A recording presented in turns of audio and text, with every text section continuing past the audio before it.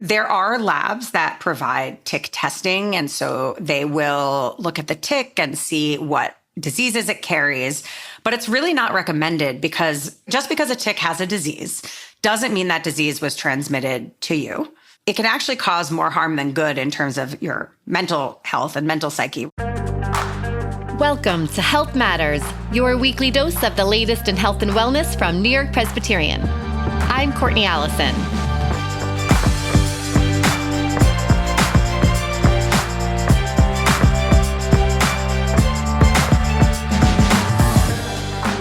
Itchy bug bites may feel like a rite of summer, but with the New York area on high alert for ticks and mosquito-borne diseases in the news, how do we prevent bites from pests?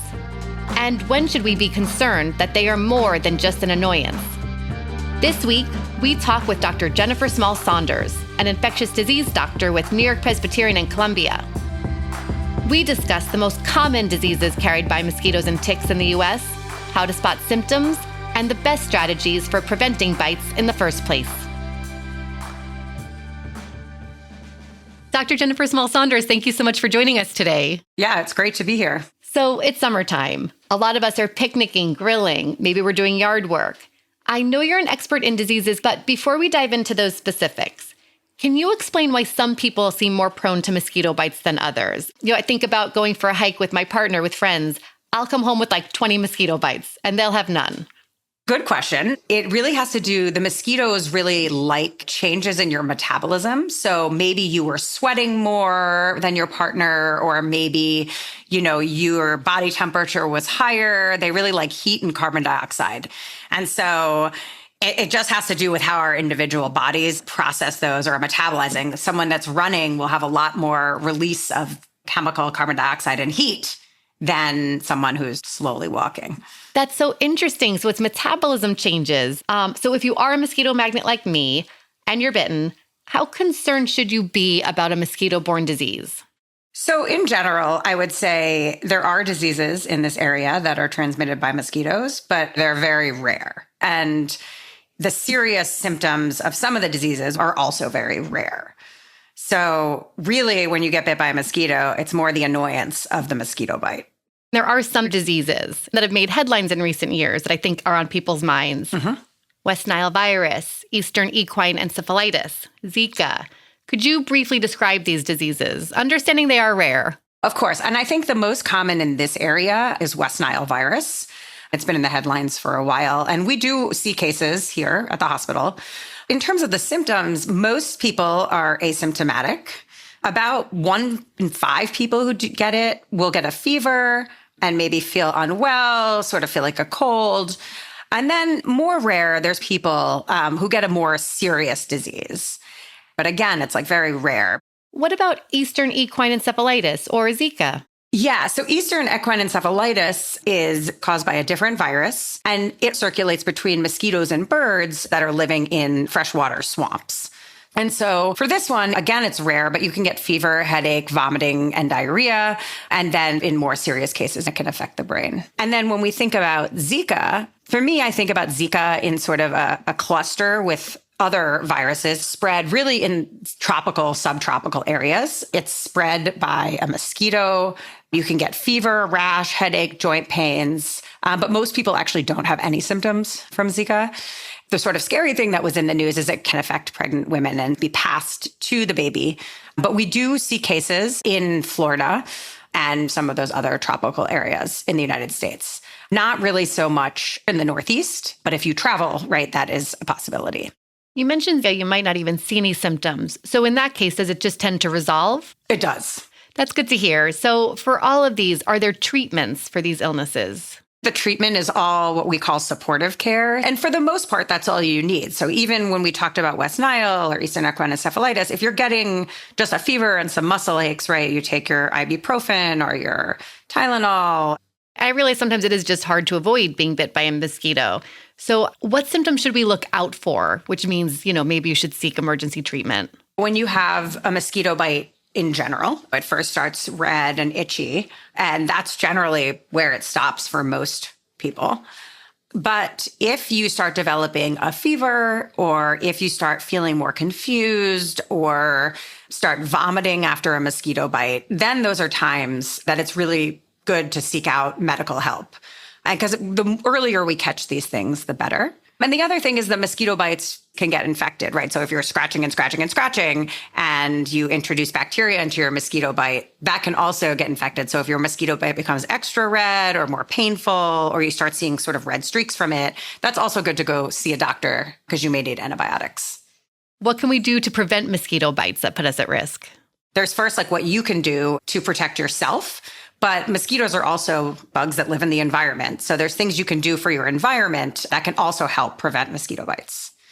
So in terms of yourself, right, wearing long pants, long sleeves, covering your body, and then using a verified mosquito repellent. When you think about your environment, mosquitoes like to breed and live in standing water. So if you have flower pots that are empty and sort of full of water, that's where mosquitoes can breed, or like buckets, tires, bird baths. So it's really important to get rid of that standing water because that will decrease the amount of mosquitoes in your property. So switching gears to another bug that I think is on people's mind. I've been reading that New York State is on red alert for ticks this summer and that we're at high risk for being bitten. Yes. What's important to know about tick bites, and how concerned should we be about ticks? Yeah, so ticks, like mosquitoes, can carry a variety of different diseases. And especially in the Northeast, we're sort of primed for it because of Lyme disease, which lots of people have heard about, but they can carry a variety of other diseases as well. And these, I would say, are probably more common than the mosquito-borne diseases that we're seeing. So if you find a tick, this is where it is worth monitoring yourself a little bit more closely. So say someone gets bitten by a tick. What are the symptoms of Lyme disease to look out for? Lyme disease is spread by the deer tick, which is around the eastern United States. And so often the first sign for Lyme disease is this very characteristic rash, which we call the bullseye rash.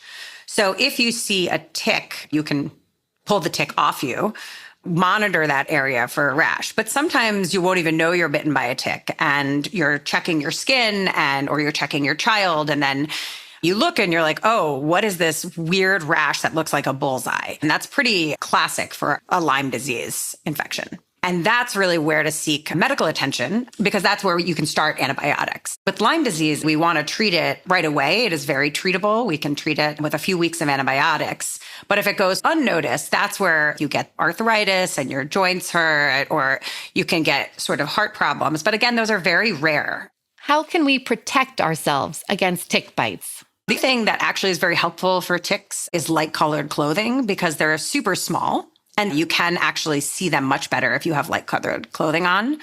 And then again, insect repellents. So there are repellents that do say that they are good for tick prevention. And then in terms of the environment, really, ideally staying out of tall grasses, right? If you're like wandering through fields and you decide to go hiking, walk in the center of your hiking trail. And then really after the hike, do a tick check. And so that's really going over your body, over your skin, checking your children, even checking pets, because if your pet has a tick and then it can get onto you, that's really important. So can you talk through what steps to take if you do find a tick? If you do see a tick, the first thing you want to do is pull it off. There's actually videos on the CDC website called TickBot that can help walk you through the process of getting the tick off. Because what you want to do is pull the whole tick out. You don't want to leave its little head in your skin.